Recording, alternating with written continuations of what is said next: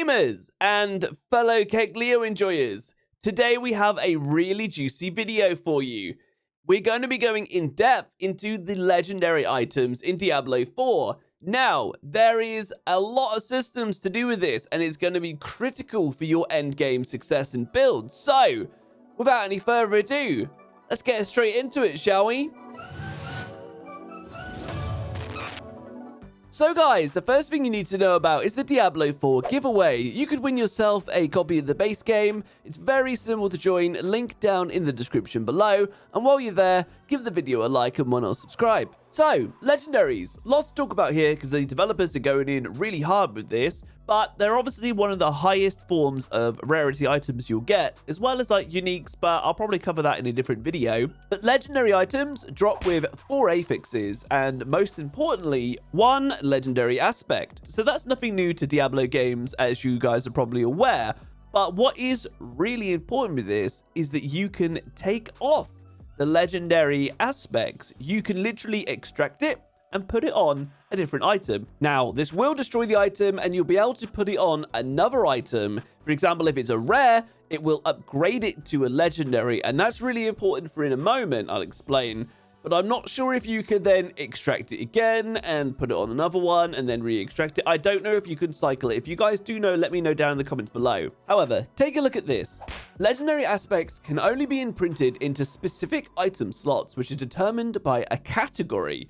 So each legendary aspect will either be a defensive, offensive, resource, utility, or mobility aspect. And have a look at this one here. You'll see offensive can go in one-handed weapon, two-handed weapon, gloves, amulet, and ring. But have a look. Two-handed weapons increase the power by 100%, and amulet increases the power by 50%.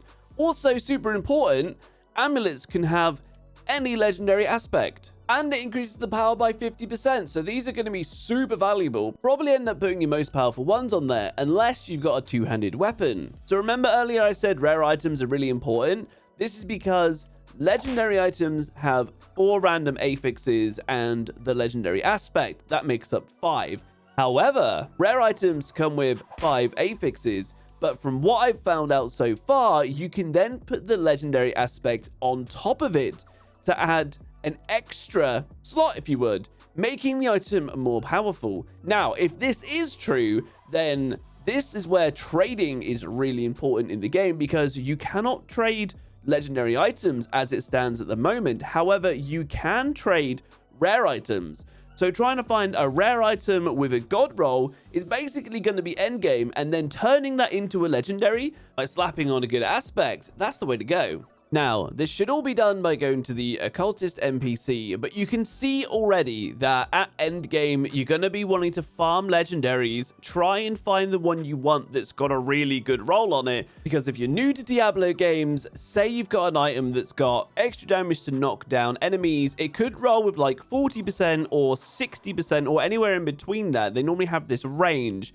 So when you're finding an item, there is then an RNG chance that it will be a good roll or not. So you want to hope that you get a good roll and then put that good roll on your end game gear, and that's when it becomes like god tier. Now this leads me on to my next topic, the Codex of Power. Now this codex is slightly different from what we were just talking about, but basically once you complete specific dungeons in the game, you unlock a legendary aspect permanently into your codex.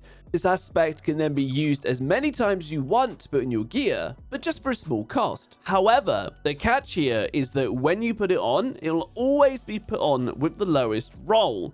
So that's the downside to it. However, I'm super excited for this because it means that once you've gone and learned loads of them, you can experiment with builds really easily by just swapping and changing legendary aspects until you find the build you want. Then you go and farm for a good roll and replace it to make yourself more powerful. Yet another, however, you won't be able to get every aspect in the game just from doing these dungeons. The devs have confirmed that there's over 120 of them, so there's still a lot there, but you'll still have to farm out some.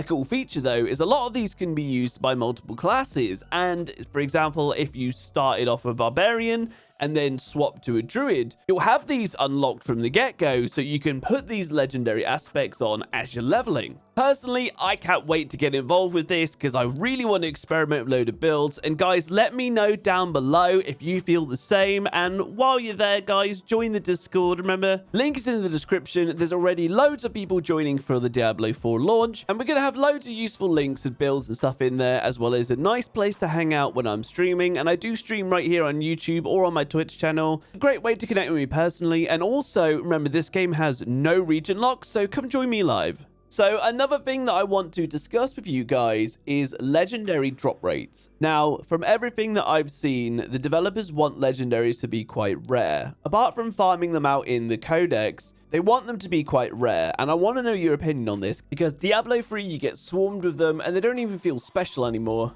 That's my kind of opinion. I wouldn't mind it being a bit slower, especially since you have the Codex to kind of get you free with builds. But I'm curious to what the community actually thinks about this.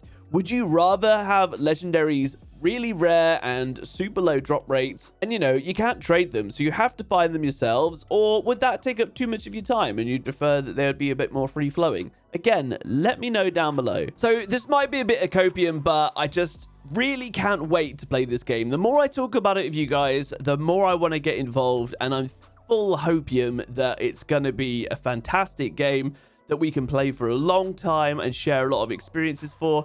And on that, I'm going to be making tons more content for Diablo 4, as well as remember the giveaway. So remember to sub to the channel and join the giveaway. Until the next one, guys, hope you at least learned something, and I also hope you have a very nice day. Cheers now.